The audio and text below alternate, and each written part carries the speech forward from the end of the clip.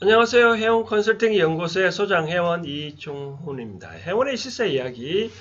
요즘 가을철 이사철이다 보니까 제가 지난번에 갱신 청구권에 대해서 설명한 바 있는데 오늘 기사에 보니까 이런 기사가 떴더라고요. 이 기사의 내용에 대해서 알아두시면 앞으로 집을 사거나 현재 거주하고 있는 분에 이제 도움이 되지 않을까.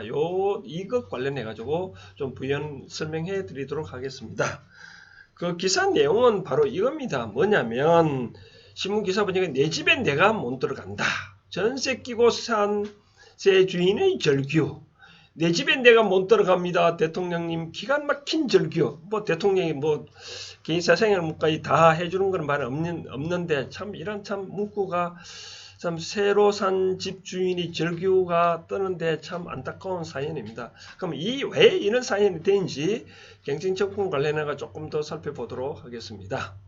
내용은 바로 이런 내용이다. 뭐냐면 갱신청구권의 허점이라는 타이틀을 제가 잡았는데요. 갱신청구권의 주요 내용이 뭐냐면 원칙은 이겁니다. 뭐냐면 집에 대해서는 하는 게 아니고요. 원래 갱신청구권은 우리 상가는 말입니다.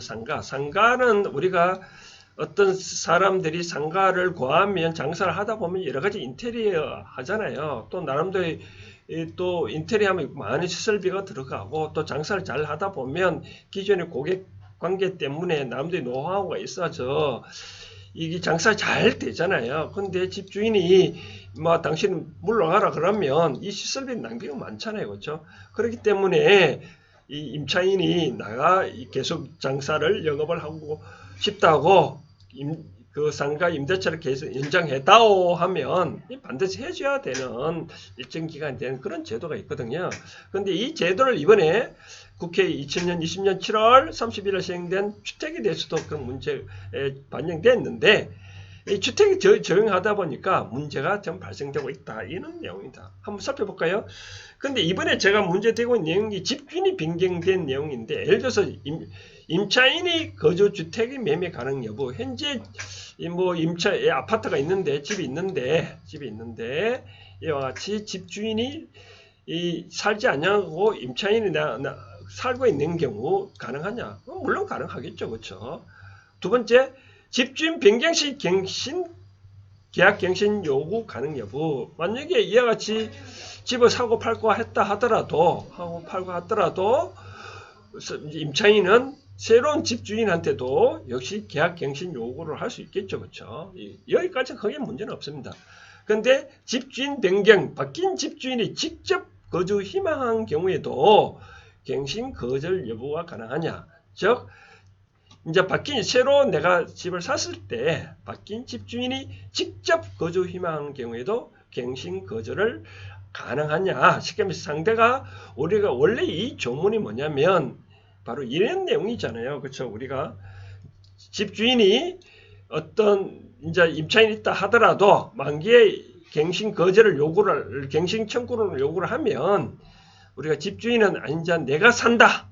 라고 하면 이와 같이 갱신 거절을 할 수 있잖아요. 그러면 이 사람은 나가야 되는데 이까지는 이해되는데 뭐가 문제냐면 이제 매매 시에 문제 되는 거죠. 매매 시에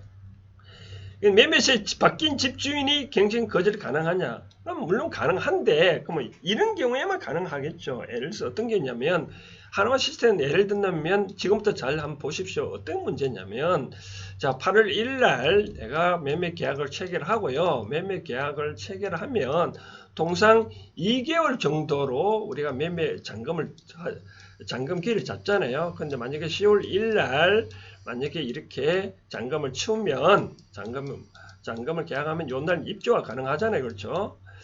입주가 가능한데 그럼 이제 현재 이 집이 누가 뭐 전세를 끼고 있다. 전세 살고 있다. 그러면 내가 그러면 현재 집이 만약에 7억이다. 그럼 전세가 만약 5억이다.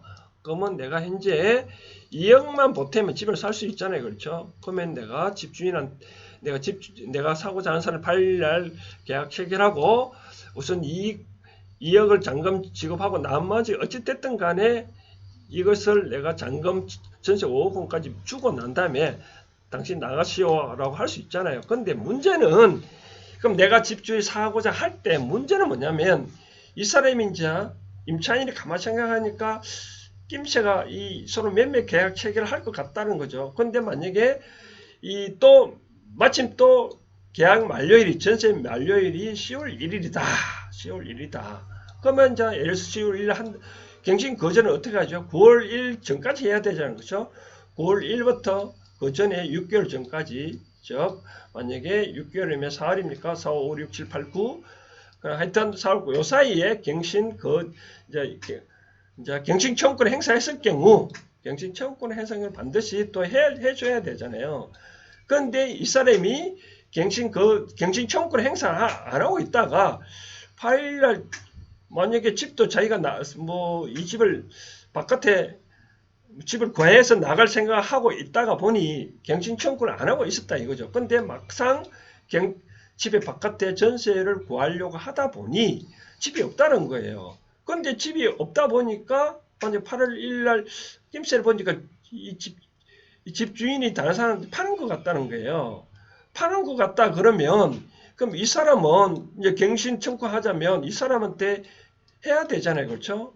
그럼 해야 됐다. 그러면 이 사람은 반드시 이렇게 해줘야 되잖아요. 그런데 그러면 이 사람은 새로 산 사람은 이거를 인수를 할 수밖에 없는 그런 형태이잖아요. 그러면 이 사람은 설령 10월 1일 날 잔금 치고 자기가 입주를 하고 싶어도 이미 이 사람이 갱신 청구를 행사해버린 집이라면 입주를 하지 못하는 거죠. 그런데 이 사람이 갱신 거절을 하려면 새로 집 산 사람이 갱신 거절을 하면 요 10월 1일 이후에 정당한 소유권을 갖고 있으니 이때는 내가 뭐 갱신 거절할 수 있지만 바로 새로 집 산 사람은 이 기간 중에는 어떠한 권리도 없잖아요. 그렇죠? 이 기간 중에는 어떠한 권리도 없으니 그러면 갱신 거절은 할 수가 없잖아요. 그러면 이 사람은 어떻게 하냐면 할 수가 없는 거예요. 그래서 신문에 보면 내가 집 기존에 있는 살금을 전세를 빼가지고 요거를 계약을 체결을 했는데 나중에 알고 보니까 이 사람이 갱신 청구를 행사된 집이더라. 그러면 이제 입주를 못하는 경우가 발생합니다.